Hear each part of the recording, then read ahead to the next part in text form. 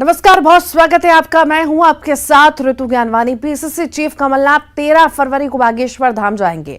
अब कमलनाथ के बागेश्वर धाम जाने पर जमकर सियासत हो रही है।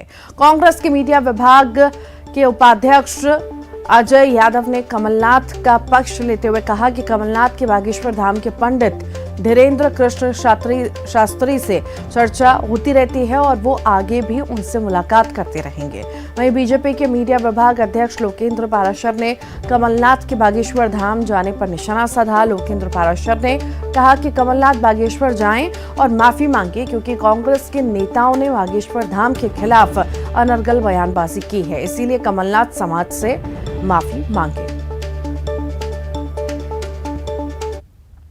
देखिए, मध्य प्रदेश के पूर्व मुख्यमंत्री, प्रदेश कांग्रेस अध्यक्ष कमलनाथ जी धार्मिक प्रवृत्ति के व्यक्ति हैं और सदैव ही धार्मिक आयोजनों में शामिल होते हैं। जब मुख्यमंत्री रहे तो प्राथमिकता के आधार पर उन्होंने धार्मिक कार्य किए, चाहे ओम सर्किट हो, चाहे मंदिरों को माफिया मुक्त करवाना हो, चाहे 1000 गौशालाएं बनाना हो, चाहे पुजारियों के मानदेय बढ़ाने की बात हो। सभी तरह के धार्मिक कामों में कमलनाथ जी ने बढ़ चढ़कर भागीदारी करी। 13 तारीख को कमलनाथ जी का कार्यक्रम बन रहा है पन्ना जिले के अजयगढ़ में, और बागेश्वर धाम भी जाएंगे।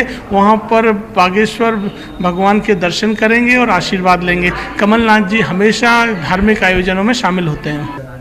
नहीं, अगर कमलनाथ जी बागेश्वर धाम जा रहे हैं या मंदिरों में जा रहे हैं तो इसकी आलोचना करने का कोई कारण नहीं है। उनको भी अधिकार है कि हिंदू के नाते अपने मंदिरों में जाने का, लेकिन बागेश्वर धाम में जाएं तो उनके नेताओं ने बागेश्वर महाराज को लेकर अनर्गल जो टिप्पणियाँ की हैं, जो अशिष्टतापूर्ण व्यवहार किया है, उसके लिए वे बागेश्वर धाम पे बैठकर माफ़ी मांगें, पूरे प्रदेश से कहें कि मेरे लोगों ने गलत काम किया है। वरना ये माना जाएगा कि चुनाव सामने आ गया तो आप जो हमारे गृह मंत्री जी ने उनके लिए अच्छा कहा है, कांग्रेस के लोगों के लिए कि इच्छाधारी हिंदू है, तो ये माना जाएगा कि इच्छाधारी हिंदू के कारण ये चुनाव आते आते मंदिरों की सैर करने लगे। इनके लिए मंदिर एक पर्यटन हो सकता है, चुनावी श्रद्धा का केंद्र नहीं हो सकता, यही माना जाएगा। तो कमलनाथ अब बागेश्वर धाम जाने की तैयारी में। बता दें आपको, इसी को लेकर के जो है कांग्रेस ने सफाई दी है, साथ ही साथ बीजेपी ने निशाना साधा है। ज्यादा जानकारी के लिए वासु चौरे हमारे साथ जुड़ गए हैं। वासु, कमलनाथ बागेश्वर धाम जाने की तैयारी में है, कब जा रहे हैं और आखिर इसके पीछे क्या एजेंडा रहेगा?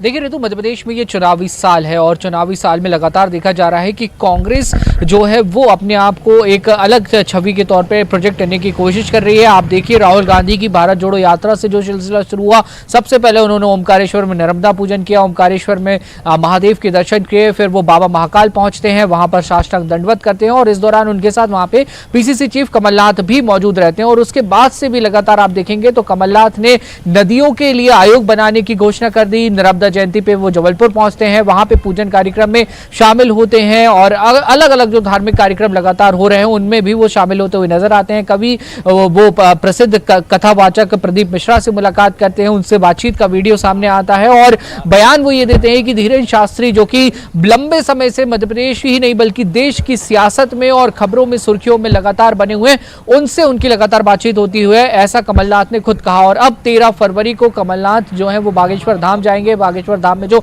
बालाजी हनुमान का मंदिर है वहां पर वो दर्शन करेंगे और उसके बाद धीरेन्द्र कृष्ण शास्त्री जो कि बागेश्वर धाम के पंडित हैं, पीठाधीश्वर हैं, उनसे भी उनके मुलाकात का कार्यक्रम जो है वो तय हो चुका है। वहीं इस पूरे मामले को लेकर बीजेपी भी अब कांग्रेस पे तंज कस रही है। बीजेपी का कहना है कि पहले तो कमलनाथ को बागेश्वर धाम जाकर वहां से प्रदेश की जनता से माफी मांगनी चाहिए, क्योंकि कांग्रेस के ही वो नेता थे जिन्होंने बागेश्वर धाम पे धीरेन्द्र कृष्ण शास्त्री पर सवाल बयानबाजी हुई थी। अभी बागेश्वर धाम जा रहे हैं और अनर्गल बयानबाजी करने के आरोप जो है कांग्रेस पर लग रहे थे। अब एकदम से जाना, कहीं देर तो नहीं कर दी या पहले भूल कर दी, अब माफी मांगने जा रहे हैं? देखिए, बीजेपी की ओर से ऋतु ये आरोप लगाए गए हैं कि कमलनाथ को वहां पर जाके माफी मांगनी चाहिए। कमलनाथ ने पहले ही अपने इस बयान में क्लियर किया था कि धीरेन्द्र शास्त्री से उनकी बातचीत होती रहती है, धार्मिक यात्राएं, धार्मिक आयोजन में वो लगातार शामिल होते रहेंगे। और कांग्रेस का भी यही कहना है कि हम धर्म की राजनीति नहीं करते, हम लोग धार्मिक आस्थाओं वाले व्यक्ति हैं, धार्मिक आस्थाओं वाली पार्टी। हर धर्म का, हर जो वर्ग है, उनके जो आस्था के केंद्र है, उनका सम्मान करने का काम कांग्रेस पार्टी हमेशा से करती हुई आई है और हम इसी पथ पर आगे चल रहे हैं। लेकिन धीरेन्द्र कृष्ण शास्त्री को लेकर जो तमाम तरीके के दावे किए गए, तमाम तरीके की खबरें मीडिया में आई, चमत्कार से जुड़ी हुई बातें, भविष्यवक्ता और तमाम सारी जो चीज़ें हैं कि वो चीज़ों को बता देते हैं, उनके पास सारी जानकारियाँ किसी भी व्यक्ति के बारे में हो सकती है। ये सारी जो दावे बागेश्वर धाम की ओर से हुए, मीडिया में जो सारी खबरें आई, उनको लेकर उसके बाद जो विवाद बना, तब कांग्रेस के कई नेताओं ने धीरेन्द्र कृष्ण शास्त्री को लेकर, बागेश्वर धाम को लेकर बयानबाजी की और उसके बाद से लगातार ये जो विवाद है वो बढ़ता हुआ नजर आ रहा था। लेकिन कमलनाथ का इस पूरे मामले पे जो स्टैंड है वो बहुत साफ रहा। उनसे धीरेन्द्र कृष्ण शास्त्री के संबंध में बात की गई तो उन्होंने साफ कहा कि मेरी उनसे बात होती रहती है और अब कमलनाथ जा भी रहे, धीरेन्द्र कृष्ण शास्त्री से मुलाकात करेंगे। और निश्चित ही देखिए, चुनावी साल है तो किसी भी धार्मिक दौरे के, धार्मिक यात्रा के कई सारे जो चुनावी मायने हैं अलग अलग, वो निकाले जा सकते हैं। जी ठीक, बहुत बहुत शुक्रिया वासु। सिवनी में बीजेपी विधायक के सामने राष्ट्रपिता के अपमान का मामला सामने आया। मामला सिवनी जिले का है, जहां पर विकास यात्रा के दौरान बीजेपी विधायक की मौजूदगी में एक बच्चे ने राष्ट्रपिता को लेकर आपत्तिजनक कविता पढ़ी और उस पर जमकर तालियां भी बजी। कांग्रेस ने जहां आयोजन और बीजेपी की मानसिकता पर सवाल खड़े किए हैं, तो वहीं बीजेपी विधायक दिनेश राय ने कहा कि बच्चे ने क्या पढ़ा और कहा ये स्कूल और उसका विषय हो सकता है। इस तरह की राजनीति से कांग्रेस को बाज आना चाहिए। गांधी जी राष्ट्रपिता हैं और हम उनका सम्मान करते हैं। हमें सिखाया गया कि अकबर महान, तो फिर महाराणा प्रताप कौन थे? अरे सड़ती रही सड़कों पर लाशें, गांधी फिर भी मौन थे। हमें सिखाया गया कि गांधी के चरखे से आजादी आई, तो फिर वो फांसी पर चढ़ने वाले 25-25 साल के नौजवान कौन थे? देखिए, गांधी जी के इस देश की स्वतंत्रता में योगदान को कोई भुला नहीं सकता। विडंबना यह है कि उस समय सिर्फ कांग्रेस ही थी गांधी जी के नेतृत्व में जो देश की आजादी के लिए लड़ रही थी। ये भारतीय जनता पार्टी या आरएसएस तो उस समय थी नहीं, और थी भी तो अंग्रेजों की मुखबिरी कर रही थी, उनसे माफी मांग के छूट रही थी। इसलिए विधायक जी गलत नहीं बोल रहे, न विधायक जी को मालूम है गांधी जी के बारे में, गांधी क्या थे, ना इनके शीर्ष नेतृत्व को मालूम है।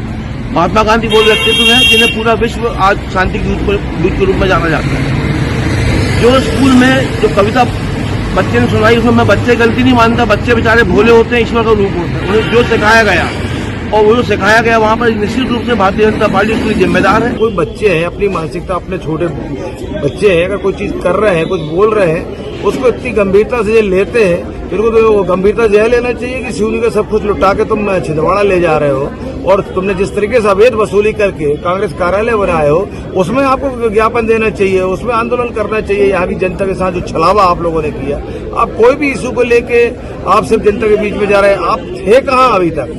सवा चार साल रहे नहीं आप कहीं भी जनता के बीच में, और छोटी छोटी बातों को लेके बच्चों का मैटर है, बच्चों तक उसको हल कर लिया जाएगा। क्या मामला है उसको, ऐसा जो चीज अगर है कोई नियम विरुद्ध तो उसको समझेंगे, देखेंगे, अगर गलत है तो गलत के खिलाफ कोई बात आएगी। इधर सिवनी मामले को लेकर पूर्व मंत्री पीसी शर्मा ने बीजेपी पर हमला बोला। वहीं बीजेपी ने भी सिवनी मामले पर अपनी सफाई दी है। भारतीय जनता पार्टी का एजेंडा ये है कि पहले पंडित नेहरू को बुलाओ, पूरे स्वतंत्रता संग्राम सेनानी को बुलाओ। गुजरात के हैं महात्मा गांधी, इसलिए प्रधानमंत्री जी और गुजरात के लोग उनकी कदर कर रहे हैं कि गुजरात में कहीं मैसेज गलत न चला जाए। बाकी इनकी मनस्थिति यही है कि महात्मा गांधी के खिलाफ। ये सब वजह ये है कि जो स्वतंत्रता संग्राम था उसमें इन्होंने भाग नहीं लिया, अंग्रेजों का साथ दिया, तो वो जो काला धब्बा इन पे लगा हुआ है, ये काला धब्बा मिटाने के लिए अब एक विचार हैं और उस विचार के सबसे बड़े प्रवर्तक भारतीय जनता पार्टी के नेता और कार्यकर्ता रहे हैं। जब स्वयं प्रधानमंत्री मोदी जी ने गांधी जी के बारे में अपना सम्मान और अपना भावना स्पष्ट किया, तो मुझे लगता है कि अब इसके अलावा कहने की आवश्यकता नहीं है। जहाँ तक वो कविता का विषय है, वो किसी बच्ची के द्वारा पढ़ी गई, बाकी उसका ना तो भारतीय जनता पार्टी के किसी विधायक से लेना देना है, ना विकास यात्रा से लेना। और सदा जानकारी के लिए शैलेंद्र भदौरिया हमारे साथ जुड़ गए हैं। शैलेंद्र, ये जो पूरा वाकया है घटित हुआ है, क्या लगता है आखिर क्या मायने हैं इसके, और क्या वाकई में जानबूझकर ये हुआ है या सिर्फ स्कूल में सिखाया गया था इस वजह से हुआ है? देखिए, इसको जानबूझकर होना तो नहीं कह सकते हैं, बल्कि ये अनजाने में हुई भूल है। लेकिन जिस तरीके से सबसे बड़ी लेकिन दिक्कत यहाँ एक बात की हुई कि जब जो बच्चा है वो महात्मा गांधी के बारे में जो कविता पढ़ रहा था, उसमें जो आपत्तिजनक चीज़ें थीं उसको लेकर जो है वो तत्काल जो वहाँ लोग मौजूद थे, चाहे विधायक जी की बात हो या फिर दूसरे अन्य जो पदाधिकारी थे, उनको तत्काल प्रभाव से रोका जाना चाहिए था। लेकिन उस बच्चे को रोका नहीं गया, क्योंकि बच्चे को तो नहीं मालूम है कि वो आखिर क्या पढ़ रहा है। उसको किसी के द्वारा ये लिखकर कविता दी गई और उसने उसका केवल वाचन किया है। लेकिन जो जिम्मेदार लोग वहाँ मौजूद थे उनको इस बारे में चाहिए था कि बच्चे को समय रहते रोका जाता और उसको तथ्य बताए जाते कि आखिर सच क्या है। लेकिन किसी ने उसको नहीं रोका, बल्कि उल्टे तालियां बजाने लगे। तो ये कहीं ना कहीं जो है जो वहाँ मौजूद लोग थे उनकी भूमिका पर सवाल जरूर खड़े करता है। जिस तरीके से कांग्रेस ये आरोप लगा रही है कि असल में ये मजबूरी में गांधी को के विचारों की बात करते हैं, जबकि ये गोडसे समर्थक हैं। हालांकि इस सब के बाद जो है बीजेपी जो है इस पूरे मामले में विधायक जी को बचाती हुई नजर आ रही है। जिस तरीके से बीजेपी के प्रवक्ता आशीष अग्रवाल का ये कहना है कि वो बच्ची ने कविता पढ़ी थी, उसका पार्टी से, पार्टी के विधायक से या विकास यात्राओं से कोई लेना देना नहीं। इसके साथ ही वो ये कहते हैं कि महात्मा गांधी एक विचार है और उसको आगे तक ले जाने का काम है वो बीजेपी की सरकार लगातार कर रही है। लेकिन भले ही वो इसको सफाई दे रहे हो, लेकिन किसी भी मायने में ये जो वीडियो सामने आया इसको जायज़ नहीं ठहराया जा सकता, क्योंकि देश जानता है कि महात्मा गांधी की भूमिका आज़ादी में कितनी अहम रही थी। और उसके बाद यदि गांधी के भूमिका को अगर सवालों में खड़े किया जाता है और खासकर विधायक के सामने खड़ा किया जाता है तो ये अपने आप में सवाल खड़े करता है। जी, बहुत बहुत शुक्रिया शैलेंद्र। एमपी में सवाल जवाब की सियासत जारी है। सीएम शिवराज ने आज कमलनाथ से फिर एक सवाल पूछा, तो वहीं कमलनाथ ने सवाल के जवाब में सीएम से सवाल कर दिया। चुनाव से पहले सीएम शिवराज और पूर्व सीएम कमलनाथ के बीच सवालों का सिलसिला जारी है। आज सीएम शिवराज ने कमलनाथ से एक और सवाल पूछा। सीएम ने कमलनाथ से किसानों के लिए नई सामाजिक सुरक्षा पेंशन के वादों को पूरा नहीं करने के बारे में सवाल किया और कहा कि आखिर क्यों किसानों से किया हुआ वादा कमलनाथ ने पूरा नहीं किया है।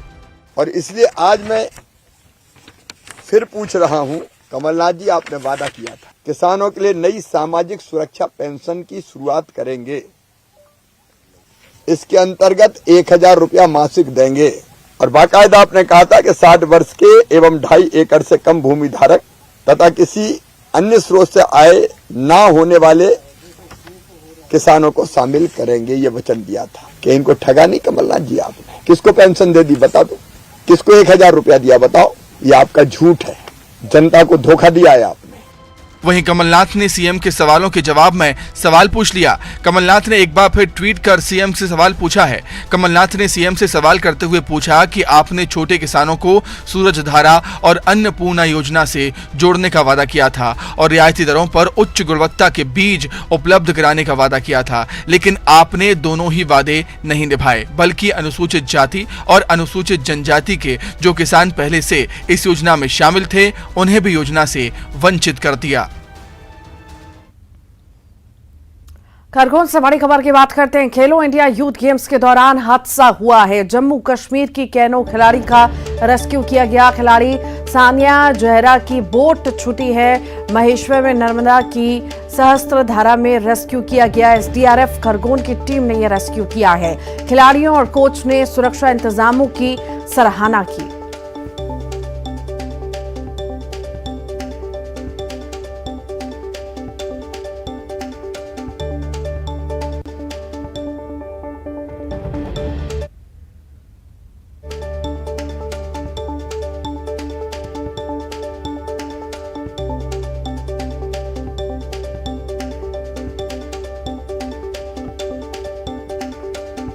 खेलो इंडिया यूथ गेम्स के दौरान हादसे की तस्वीरें हैं। जम्मू कश्मीर की कैनो खिलाड़ी का रेस्क्यू किया गया है। खिलाड़ी सानिया जहरा की बोट छूटी है।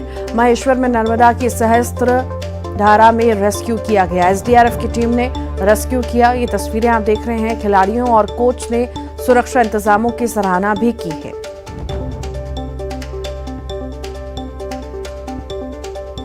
खेलो इंडिया गेम्स के दौरान हादसा हुआ है। खेलो इंडिया यूथ गेम्स के दौरान ये हादसे की तस्वीरें हैं। खिलाड़ी सानिया जहरा की बोट छूट गई थी। महेश्वर में नर्मदा की सहस्त्र धारा में रेस्क्यू किया गया है।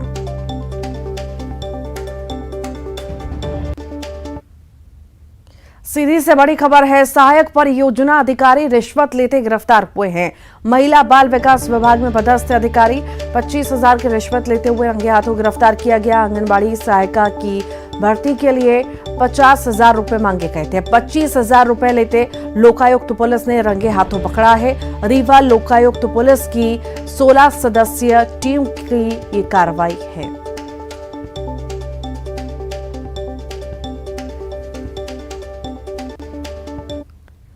बुरहानपुर की हम बात करते हैं, जहां पर कथा स्थल पर टेंट गिरा है। टेंट गिरने से 4 महिलाएं घायल हुई। एक महिला गंभीर रूप से घायल है। महिला को जिला अस्पताल में भर्ती करा दिया गया। कृषि उपज मंडी प्रांगण में कथा का आयोजन किया गया था। कथावाचक पंडित प्रदीप मिश्रा की कथा हुई है।